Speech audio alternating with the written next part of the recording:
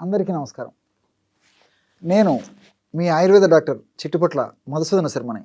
మనం ఈ వీడియోలో మోకాళ్ళ నొప్పుల సమస్య తగ్గేందుకు చక్కటి గృహ వైద్యం, కడుపులోకి ఎలాంటి ఔషధాన్ని వాడుకోవాలి, పైపూత మందుగా ఎలాంటి ఔషధాన్ని వాడుకోవాలి మొదలైన వివరాలు మనం ఈ వీడియోలో తెలుసుకోబోతున్నాం. ఈ రోజుల్లో మోకాళ్ళ నొప్పుల సమస్య చాలామందిని వేధించి పీడించి రకరకాల ఇబ్బందులకు గురి చేసేటువంటి ప్రధానమైనటువంటి సమస్యగా అయింది.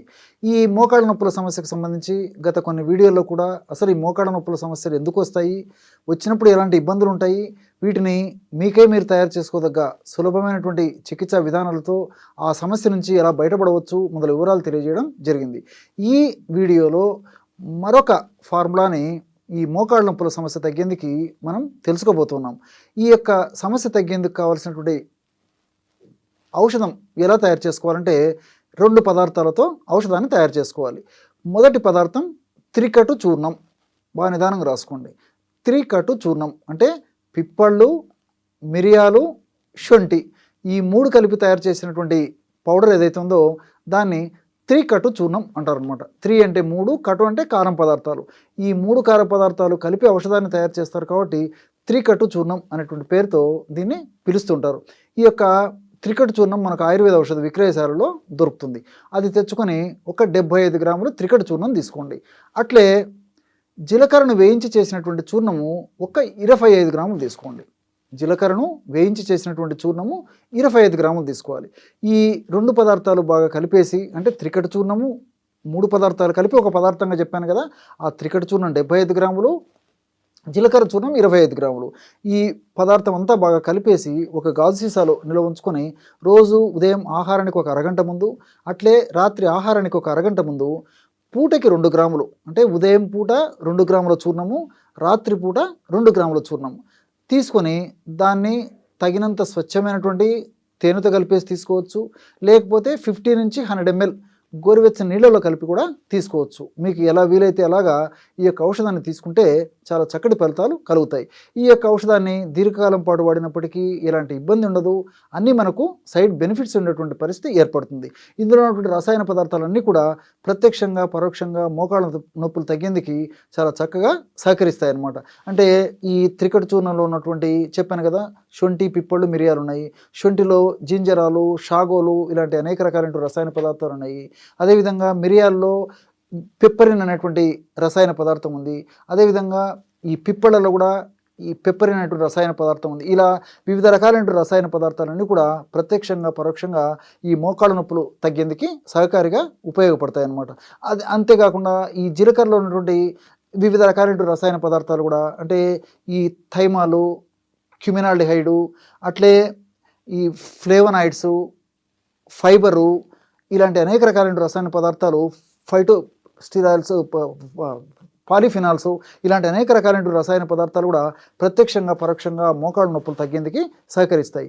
కాబట్టి దీర్ఘకాలం పాటు వాడినప్పటికీ ఎలాంటి ఇబ్బంది కూడా ఉండదు.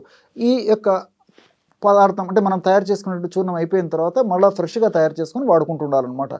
ఈ యొక్క ఔషధం ఇలా వాడుకుంటూ పైపూత మందు కూడా మరొక ఔషధాన్ని కూడా చెప్తాను చూడండి. ఇది మనకు మార్కెట్లో దొరుకుతుందన్నమాట. ఇది తెచ్చుకొని వాడుకుంటే సరిపోతుంది.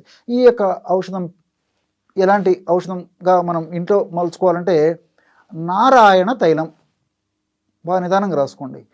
నారాయణ తైలం. రెండవది నిర్గుండి తైలం. మొట్టమొదటిది నారాయణ తైలం, రెండవది నిర్గుండి తైలం. ఈ రెండు కూడా మనకు ఆయుర్వేద ఔషధ విక్రయశాలలో దొరుకుతాయి. ఈ 2 తైలాలు సమానంగా తెచ్చుకోవాలి. అంటే ఒక తైలం 100 ml అయితే రెండోది కూడా 100 ml ఉండాలన్నమాట. ఈ విధంగా తెచ్చుకొని ఇంట్లో ఒక పాత్రలో, ఒక గిన్నెలో 2 తైలాలు కలిపేసేయండి. ఆ 2 తైలాలు కలిసిపోయిన తర్వాత మరలా సీసాల్లో ఎత్తి పెట్టుకొని ఆ యొక్క తైలాన్ని, అంటే 2 కలిపి కాంబినేషన్గా తయారు చేసుకున్నటువంటి తైలాన్ని రోజు ఒక్కసారి కానీ, సమస్య మరీ ఎక్కువగా ఉంటే 2 సార్లు కానీ వాడుకోవచ్చు. ఎలాగంటే కాస్త తైలాన్ని తీసుకొని గోరువెచ్చగా చేసి మోకాళ్ళ భాగంలో అప్లై చేసి సున్నితంగా మర్దన చేస్తూ ఉండాలన్నమాట.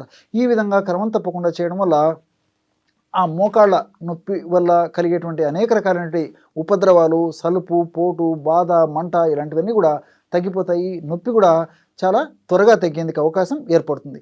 కాబట్టి ఈ మోకాళ్ళ భాగంలో రెండవది ఏంటంటే, ఇంతకుముందు చెప్పినట్లు ఈ మోకాళ్ళ భాగంలో ఇన్ఫ్లమేషన్ అనేటువంటి ప్రక్రియ జరిగేటప్పుడే ఈ నొప్పి, పోటు, సలుపు, బాధ ఇలాంటివన్నీ కలుగుతుంటాయి అన్నమాట.